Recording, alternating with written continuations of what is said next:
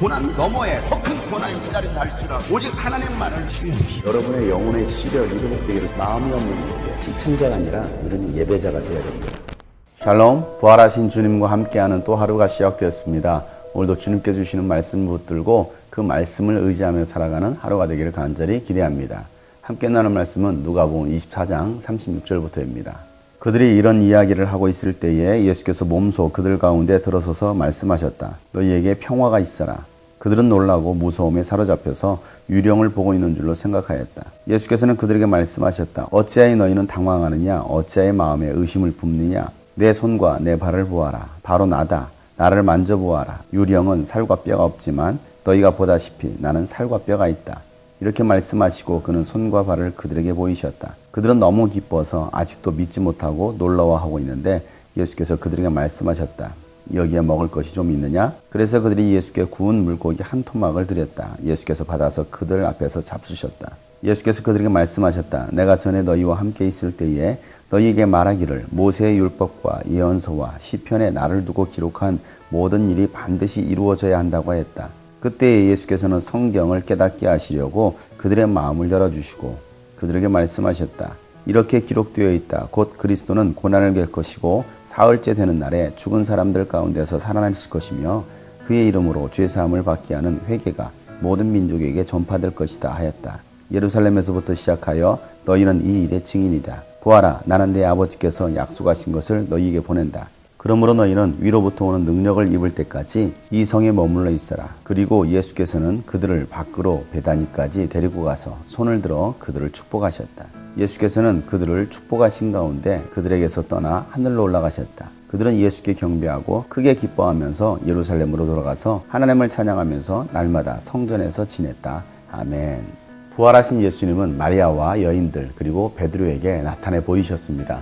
그들은 다른 제자들에게 예수님께서 부활하셨다라고 전합니다. 하지만 제자들은 예수님의 부활 사건을 믿지 않습니다. 오히려 유대인들을 두려워하여 문을 꼭 걸어 잠그고 그들은 모여 있습니다. 그곳에 예수님께서 나타나십니다. 그들은 예수님을 보고 놀랍니다. 유령이라고 생각하고 두려워하고 있습니다. 그들에게 예수님은 너희에게 평강이 있을지어다 라고 말씀하십니다.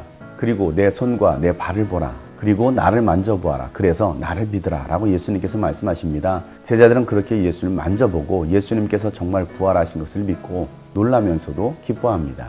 예수님은 제자들에게 모세의 율법서와 예언서, 시편에 기록된 모든 말씀들이 반드시 이루어져야 된다는 그 말씀을 다시 되새겨 줍니다. 그리고 예수님께서는 성경을 깨닫게 하시려고 그들의 마음을 열어주십니다. 예수님은 성경에 기록된 예언의 말씀을 제자들에게 다시 말씀해 주십니다. 그리스도께서는 반드시 고난을 받아야 되고 3일 만에 부활하실 것에 대해서 말씀하십니다. 그래서 이제는 예수 그리스도의 이름을 믿어 그 이름으로 죄사함을 받게 하는 회개가 모든 민족에게 전파될 것이라는 그 말씀을 제자들이 증인이라는 것입니다. 수천 년 전부터 예언되었던 예수 그리스도, 그분이 이 땅에 오셨고 그분이 십자가에 죽으셨을 뿐만 아니라 부활하셨습니다.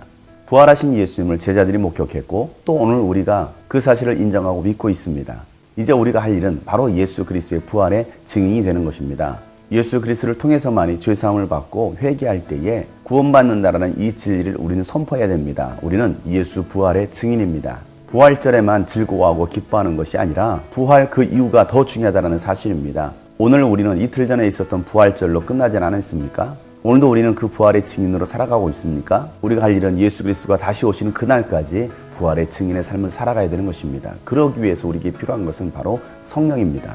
예수님은 두려워 떨고 있는 제자들을 향하여서 너희들은 이 성을 떠나지 말라. 예루살렘에서 아버지께서 약속하신 것을 기다리고 그 성령을 받으라 라고 말씀하십니다. 성령의 능력을 통해서만이 우리가 예수 그리스도의 증인의 삶을 살아갈 수 있기 때문입니다. 성령이 아니고서는 예수를 주라고 시한할 수 없습니다. 성령이 아니고서는 부활의 증인이 될 수가 없습니다. 그래서 오늘도 우리는 성령의 충만함을 받아야 됩니다. 성령의 충만함으로 예수님께서 부활하셨음을 증거할 수 있어야 합니다. 사랑하는 여러분, 예수님의 부활 사건은 2000년 전의 사건이 아니라 지금도 살아계시고 역사하시는 다시 오실 예수 그리스도의 사건입니다. 예수님은 어제나 오늘이나 영원토록 동일하십니다. 부활하신 예수 그리스도를 우리는 증거해야 합니다. 부활절 행사로 끝나는 것이 아니라 우리가 주님 앞에 서는 그날까지, 주님 다시 오시는 그날까지 부활의 기쁨을 간직하고 부활의 소망을 가지고 예수 그리스도의 부활의 증인으로 살아가는 여러분 되시기를 축복합니다.